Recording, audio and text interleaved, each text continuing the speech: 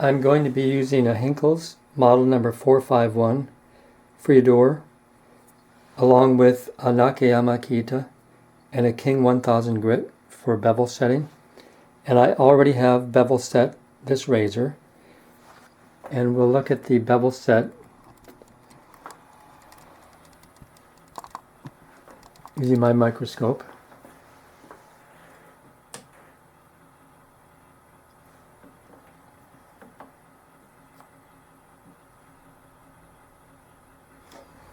Okay, so this is what I consider to be a fully set bevel for a razor.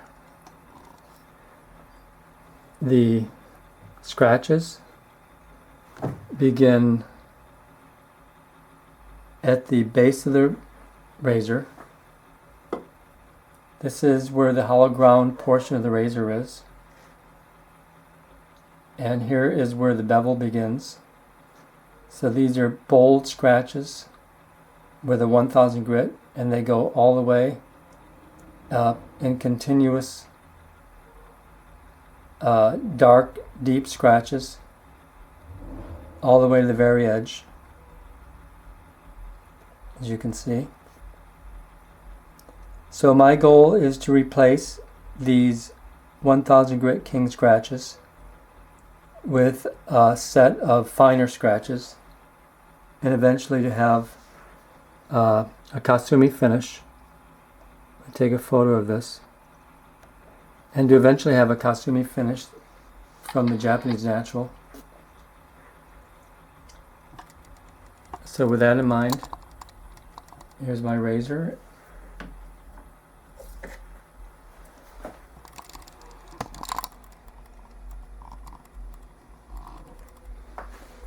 We'll set aside the king, we're finished with that. And I am going to use the axe method, which is a diminishing stroke count. I begin with a worn out Atma diamond plate. This is acting like about a number 1200 or 1400 because the diamonds have been worn down quite a bit. And it doesn't take very much, even at that grit level, to raise a good slurry.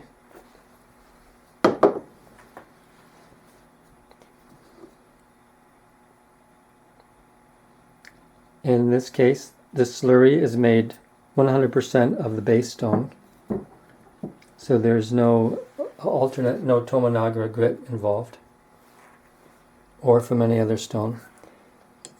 So I gather the slurry at the head of the stone.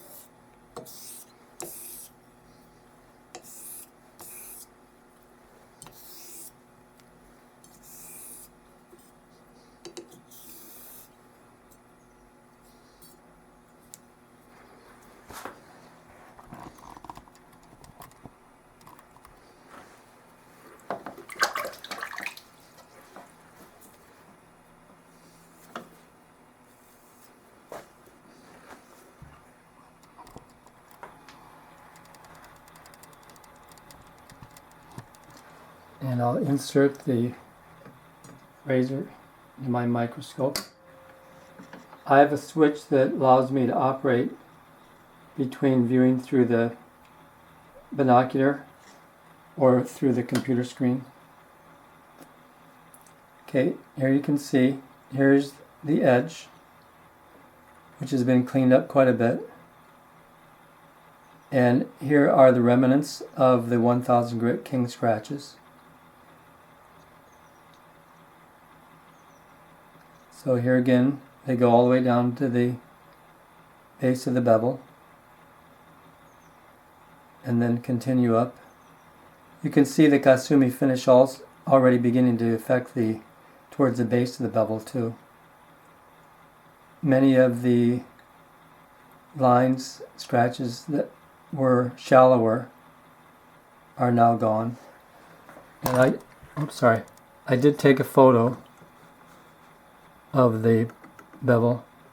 This is what the scratches were looking like previously. Now only the heavier ones are easily seen,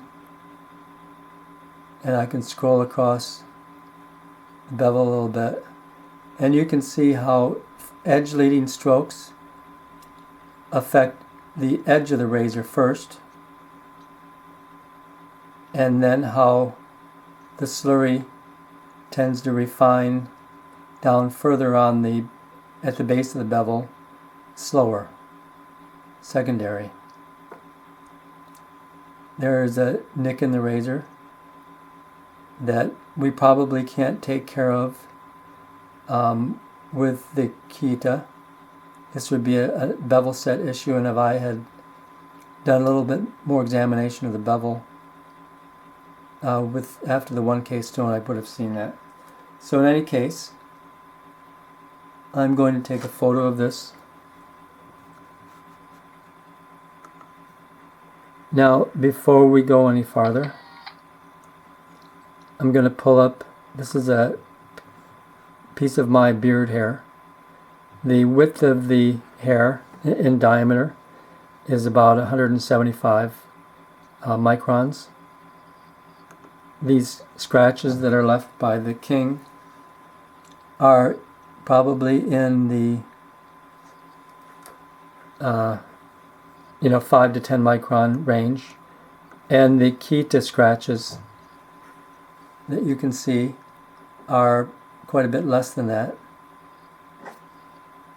It's hard to measure it, this scale, but the kiita scratches are probably in the 2 range.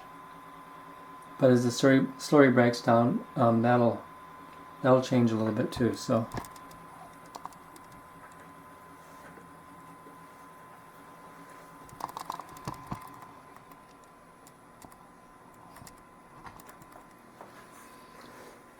put a little bit more water. Now I'm going to demonstrate the effect that circular strokes have on the blade and how they tend to polish both at the edge and at the base of the bevel.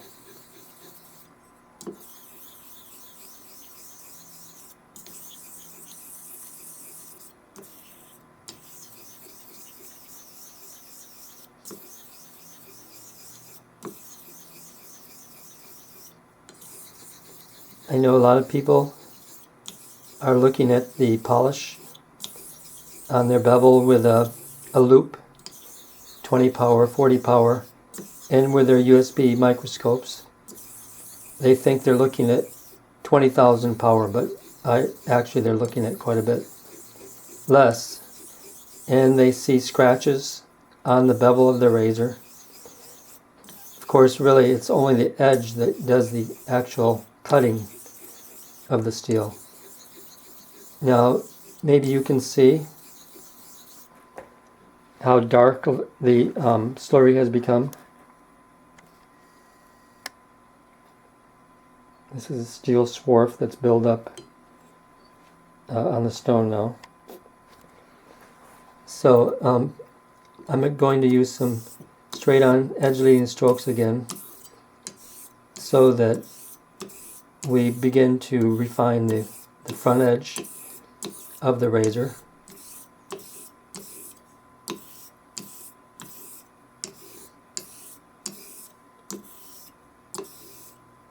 Okay, I'm going to rinse that off.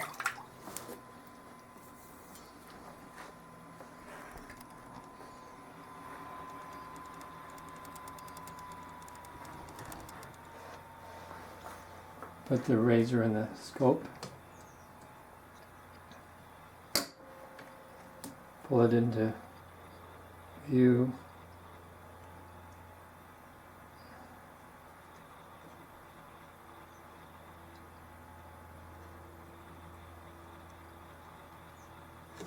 Okay, here is the edge here, and we're getting some refinement started on the edge, and you can see how the razor's been polished with the kiita. The Kasumi finish has begun to overtake all those dark scratches from the 1000 grit K. These darker scratches like this one, this group right here, these can be seen with a loupe. You can't see each and every one, but this darkest one you probably could. And I'm showing how that even will peter out before it reaches the edge. So our edge is built mostly on the Japanese natural finish right now. It's a little bit hard to focus because it's actually doesn't have distinct long lines. Okay, I'm going to work on this razor a little bit more.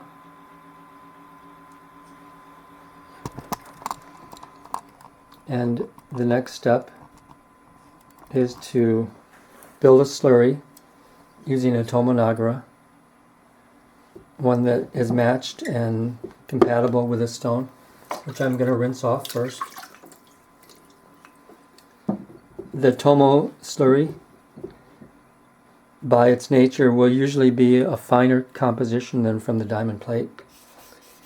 You've got friction going on here, and if your Tomo is fine or of a finishing stone quality to begin with, the base stone and the Tomo stone will together create a finer slurry.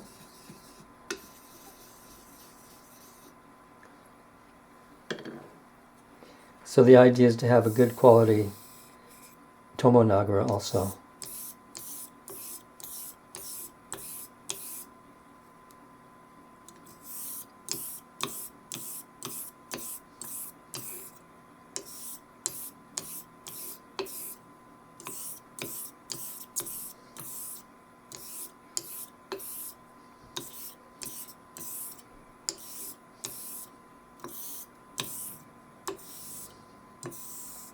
Now, I'd like to thin out the slurry. There's some on my razor right now, and I'm just going to rinse that off. So I come back to the stone with no slurry and a bit of water.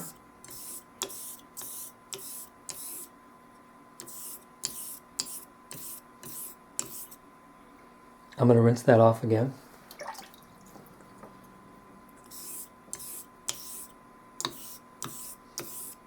Another rinse.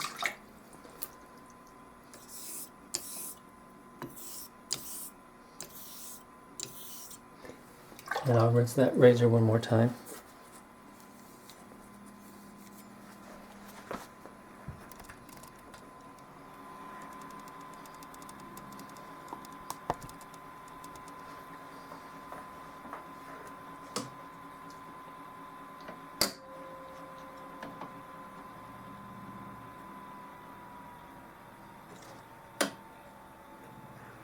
Here's the base, and these are those lines that we were looking at before, the scratches, and we'll follow those up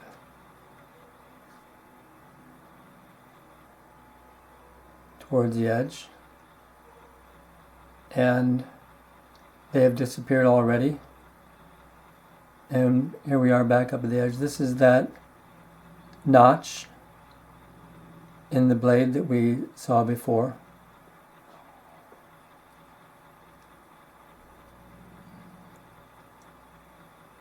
And I can't explain exactly what created that, but more than likely it was from this is a piece of dust. But the 1K stone does have some odd grit particles that can chip the blade.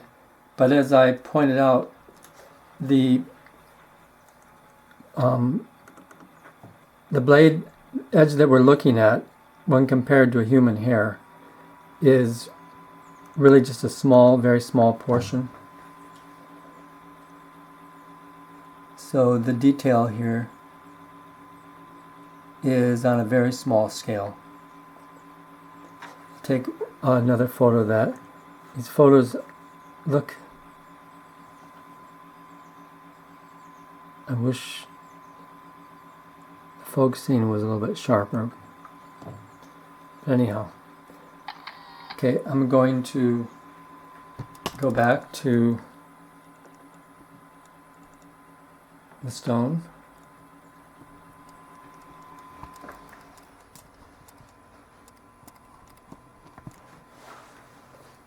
And we're going to do some water-only strokes, but we're going to utilize the slurry first.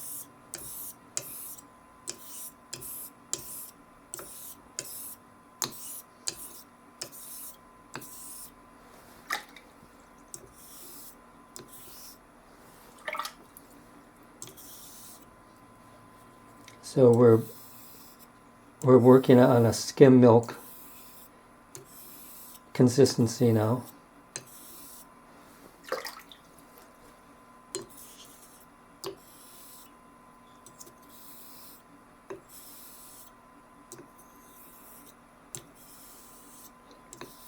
I myself equate the lighter pressure with slower strokes. I think our hand coordination has a low gear, and when you're moving the razor across the stone slow, I think you tend to have, I tend to have a lighter pressure. Of course, that could be widely interpreted or exaggerated, either by hand or by mouth. Some people will disclaim that. That's their option. We're pretty much down to just a whisper of slurry.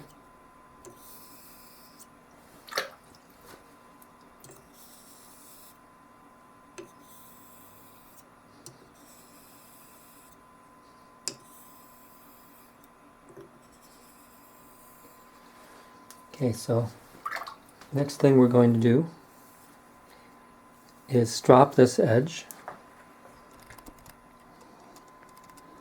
And I do have a Nakayama strop here. I hope we can see it. There we go. Let me zoom out on that a little bit.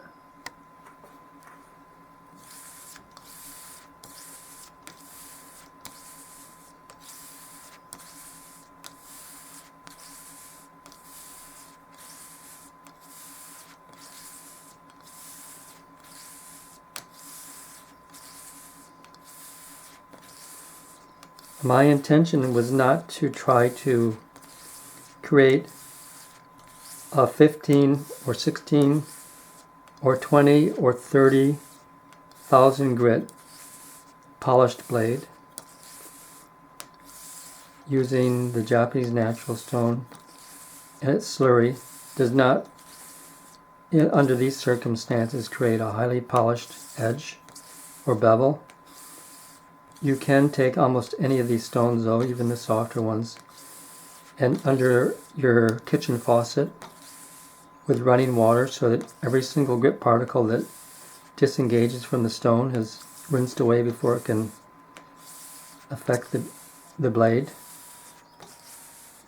So I tend to shave off of a razor that has a scratch pattern. It's not as bright or shiny as the hollow ground portion of the blade. Okay, I think that should be enough. We'll take a look at this in microscope again.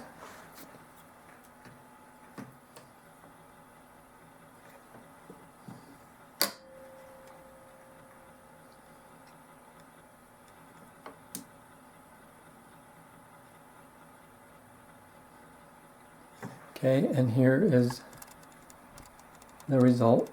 You can zoom in on that.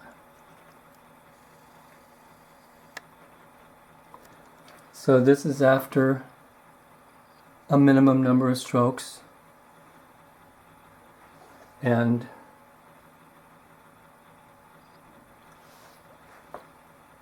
a little bit of stropping, and we can end up with a edge that has become that refined. One more time, I'm going to call up the photo of the hair. This diameter of hair magnified at 315 power, and this edge magnified at 315 power. The hair has little chance of resisting this blade. So the next thing we're going to do, I'll take a photo of that before we move on.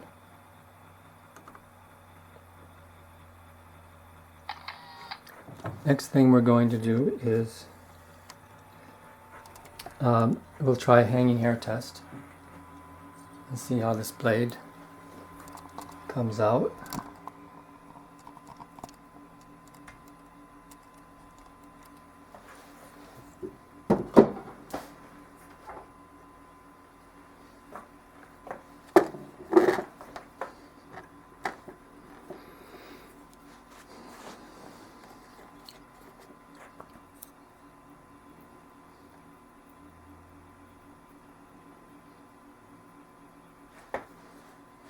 And let me try to zoom in.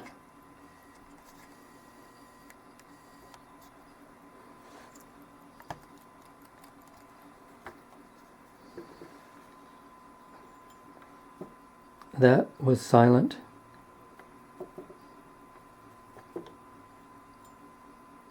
That bounced on the edge before it just fell off to the other side.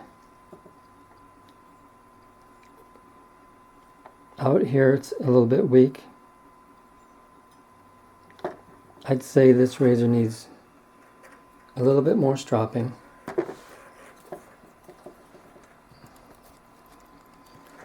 Which I can do.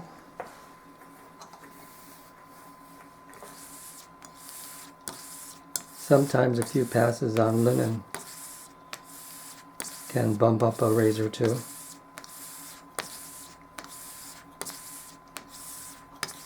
And I know some fellows strop 40, 50,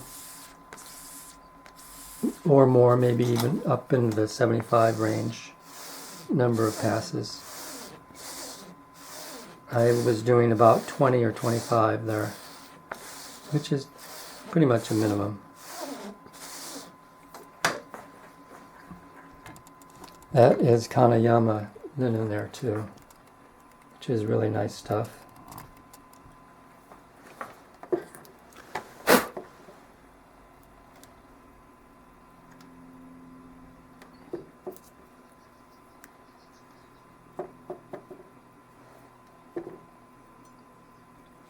That was much easier.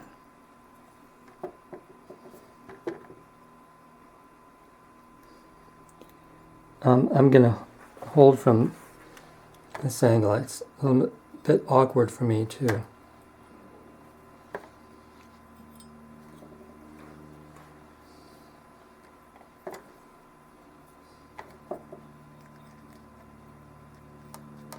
Still, I don't have the keenness I was hoping to have. I'm going to strop a few more times. The option here would be to go back to the stone for a few more passes too.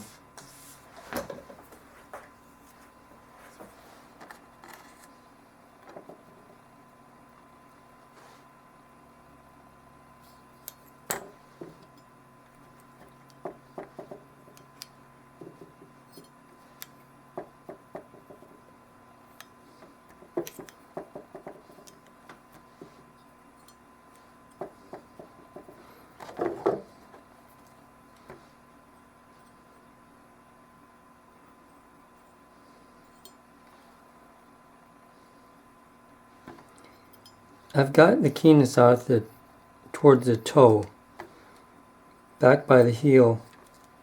It's not quite there, but I'm so close. So I'm going to pull back into view the kiita. Let's do a few more passes here.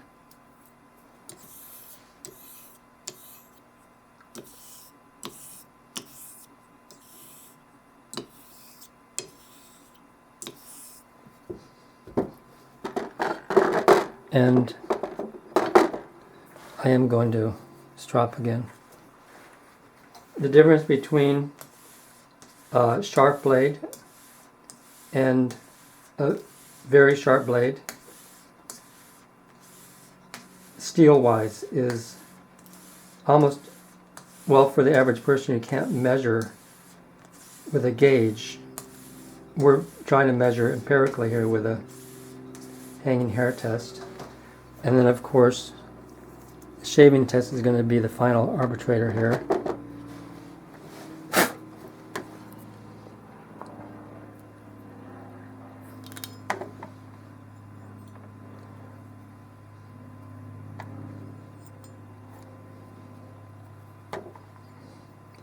This feels better now. Still, it's struggling a little bit at the heel, but from past experiences, this is going to be a superior razor to shave with, and I did it with one stone, some little extra stropping was required, and that was pretty much it.